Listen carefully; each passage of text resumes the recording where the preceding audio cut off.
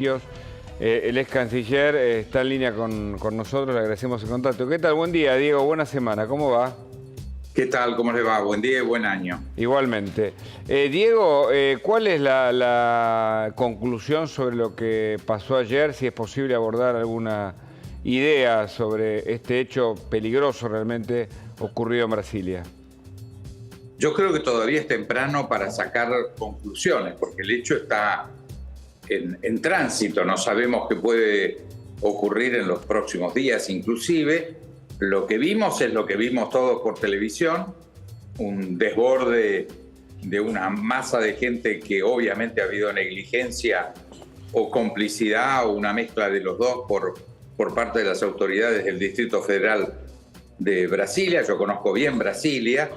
Brasilia es un lugar muy controlado. Esto no puede ocurrir si no es por, insisto, negligencia y o complicidad de las fuerzas de seguridad locales.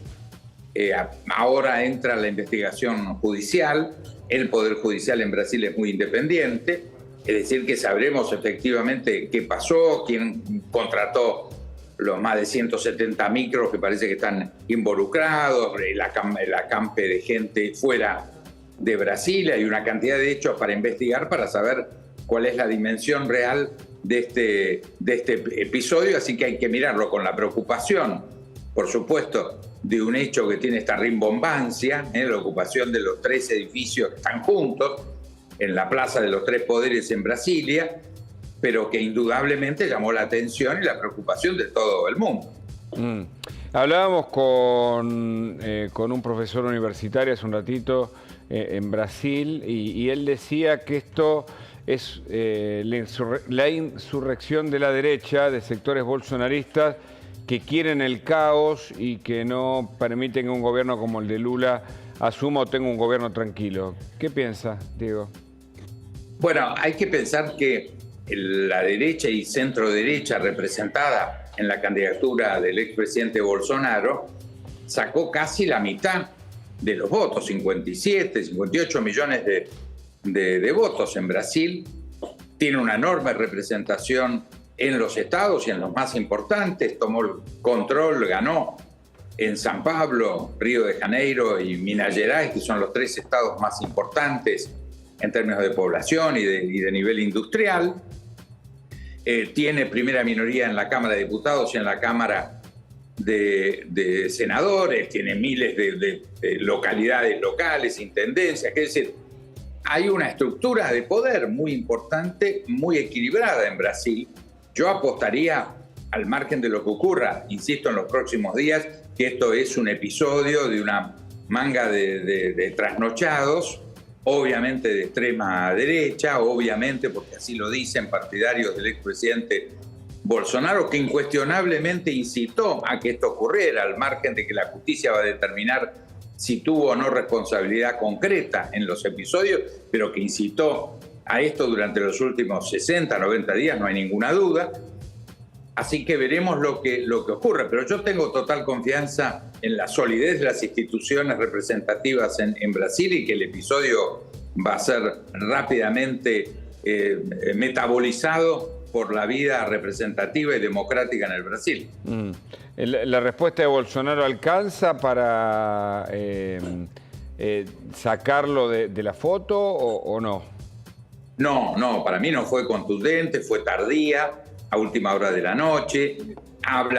Reivindica el derecho de protesta, que quien lo cuestiona. No hay ninguna duda que todas las democracias occidentales que han inmediatamente salido a repudiar antes que él estos acontecimientos, defendemos, yo soy parte del sistema, el legítimo derecho constitucional de la protesta y de la manifestación, pero eso no estaba en juego, esto es un hecho sedicioso. Claro. Entonces se dice que este hecho sedicioso no se encuadra en el derecho de protesta, pero no condena con claridad estos hechos. Así que a mí me parece que él está en tela de juicio en este momento. Diego, ¿y cuál es su mirada? Ayer conversábamos también sobre lo que pasa con las democracias. Yo creo que en el mundo, pero particularmente hablemos de América, la debilidad de la política para resolver los problemas de la gente, las crisis institucionales que se presentan y estos hechos del extremismo, tal vez de una sociedad civil que se presta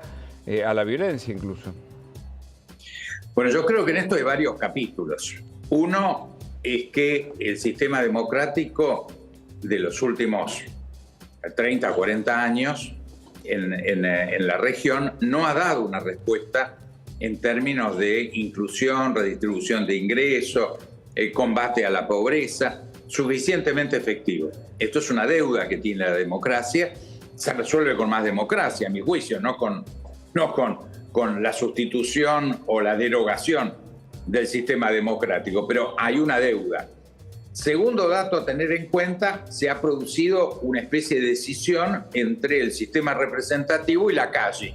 Claro. En la calle, un pequeño grupo muy activo y muy ruidoso ejerce una representación que muchas veces no tiene. Insisto, 57 millones de votantes a Bolsonaro no están representados por 3, 4 mil personas que pueden haber estado en esta actitud insurreccional en Brasilia. Entonces, el impacto mediático de un pequeño grupo de revoltosos en la calle tiene un impacto enorme, pero no sustituye al sistema representativo. En eso hay que tener claridad, madurez, la madurez, por supuesto, de los dirigentes de entender que hay que lidiar con este problema en un mundo hoy mediático, sin lugar a duda. Claro. Entonces este ruido de minorías activas y fanáticas hay que contemplarlo como un problema en el desarrollo de las democracias modernas. Claro. ¿Belén? Sí, buen día. Por un lado, consultarle este fenómeno, ¿no? Bueno, todo esto que sucedió en Brasil ayer se dio justo cuando, bueno, la Argentina está negociando, por un lado, un swap con Brasil, lo que tiene que ver con financiamiento para el gasoducto Néstor Kirchner, y también la posibilidad de que exista una moneda única que, de alguna manera, no solo habla de la relación entre Argentina y Brasil, sino también a nivel regional. Con estos títulos, ¿no?, sobre la mesa, ¿qué análisis podemos hacer? ¿Cómo puede impactar esto que está sucediendo en Brasil con las perspectivas que hay respecto a la región? Bueno, estos títulos eran títulos muy, yo diría, aventureriles, del gobierno pretendiendo buscar una asimilación en como que Lula es casi un agente del Frente de Todos en Brasil, ¿no? O sea, ganó el Frente de Todos. No ganó Lula en Brasil. Esto es un ridículo. Entonces ahora va a haber todo un largo devenir para relanzar la asociación estratégica que hace 3 años que no funciona con Brasil. Eso no se hace de un día para otro. El lanzamiento de una moneda única es un proceso de convergencia macroeconómico que lleva, yo diría, siendo conservadores, 10 años. Que en este momento puede incluir el BNDES o un organismo estatal financiero brasilero como prioridad el financiarnos a nosotros, yo creo que no es un tema sencillo. A mí me parece que ha habido una liviandad extraordinaria y este manejo especulativo de que Brasil es una sucursal del Frente de Todos, ¿no? O sea, parecía ser que hay 2 testaferros de la señora Cristina, uno en la Argentina, que es el presidente Fernández, y otro en Brasil, que es el presidente Lula. Esto no es cierto, esto forma parte de nuestra locura doméstica que ya no tiene límite. Entonces estamos acostumbrados a vivir estos desaguisados, estos delirios. Diego, hablando, para ir un poquito más allá de la foto y de lo que vemos, hablando del sistema, ¿qué es lo que pasa con la herencia de los gobernantes? Porque cuando uno piensa, y esto no significa ninguna delegitimación al gobierno de Lula, uno piensa en el tercer mandato de Lula, uno se pregunta inevitablemente, ¿no hay sucesores? ¿Lula no pudo formar a discípulos para...? Porque es como si acá se presentara Cristina y Macri, ¿no? Es decir, seguimos festejando a Maradona en la era de Messi. Hay un problema también ahí, ¿no? Me pareció, ¿no? Bueno, yo creo que no hay que descartar que los candidatos en la Argentina sean Cristina y Macri, porque la sucesión política no es una decisión individual, es un fenómeno político que ocurre o no ocurre. Decía un viejo filósofo argentino desgraciadamente desaparecido, Carlos Saúl Menem, que para que haya una sucesión tiene que haber un muerto. Entonces, las cuestiones de sucesión ocurren o no ocurren. No hubo en el PT sucesión, entonces repite el expresidente Lula. Pero este no es un fenómeno autoritario, no se decide, no hay monarquía, no es que el padre o la madre reina deciden que sea su hijo. Es decir, en términos democráticos eso está sujeto a internas en partidos políticos. Lo vimos en Uruguay, un caso excepcional, el presidente Sanguinetti, quizás el hombre más prestigioso de la región, 2 veces presidente, una figura extraordinaria uruguaya, quiso repetir por 3ª vez, se presentó en la interna y prácticamente un ignoto, Talvi, le ganó la interna. Y bueno, y no solamente no fue presidente, sino que además entendió lo que pasaba y renunció a la senaduría que legítimamente tenía. Pero estos son procesos políticos complejos que no son arbitrarios, no lo decide un líder automáticamente, sino que tiene que haber un proceso donde normalmente alguien tiene que derrotar al jefe anterior. Nadie abdica, ni los reyes en general, salvo contadas excepciones, ni los dirigentes políticos. A los dirigentes políticos hay que derrotarlos para sucederlos.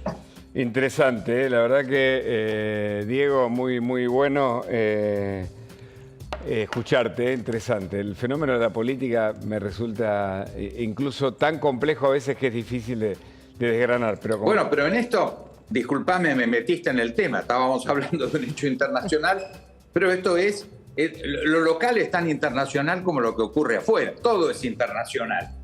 Absolutamente. Este episodio ha impactado en todo el mundo, el episodio brasilero. En la Argentina, si queremos que haya sucesión a Cristina o a Macri, alguien los va a tener que derrotar, si no, no nos sorprendamos que en las boletas de octubre a mí me sorprende, sigan estando. A mí me sorprende el rasgo narcisista de nuestros líderes. Es decir, no voy a hacer nombres, ¿no? Pero hay líderes, viste, que le dicen eucaliptus. ¿Sabes por qué? ¿No? Porque debajo de ellos no crece nadie. Y en verdad... No, pero fíjate, ahí hay un dato que hay que tener. Mira, yo me he pasado la vida viajando, y vos lo dijiste, por los países más importantes del mundo como embajador argentino. Y mi conclusión es que el hombre universal, la condición humana existe. Somos todos muy parecidos. Claro, Las dirigencias políticas son muy parecidas. Yo recuerdo a Helmut Kohl llorando por tener que retirarse a los 84 años. Y lo retiró su propio partido. Y a Margaret Thatcher hubo que derrotarla dentro del Partido Conservador. O sea, este narcisismo que bien marcás es verdad, existe. Pero existen todos los dirigentes del mundo. Si no hubiera sido por el cáncer, Mitterrand sería presidente de Francia. Muy bien. Entonces, este hecho es como no la hay familia, que ligarlo a un dato local, a una característica localmente o de Cristina o de Macri. Es un elemento casi narcisismo, y me parece muy, muy buena tu porque es como la regularidad que encontró Lévi-Strauss cuando hizo el estudio antropológico en casi toda la... Pero esto hay que aceptarlo como un dato. ¿Cómo se resuelve esto? Para eso están las instituciones, la democracia interna en los partidos, las internas. Esto genera la rotación. No es un dato, imperial ni monárquico. Muy bien, muchas gracias. Un abrazo. Un gusto, como siempre, estar con ustedes. Igualmente, y muy feliz año. Igualmente. Bueno, nos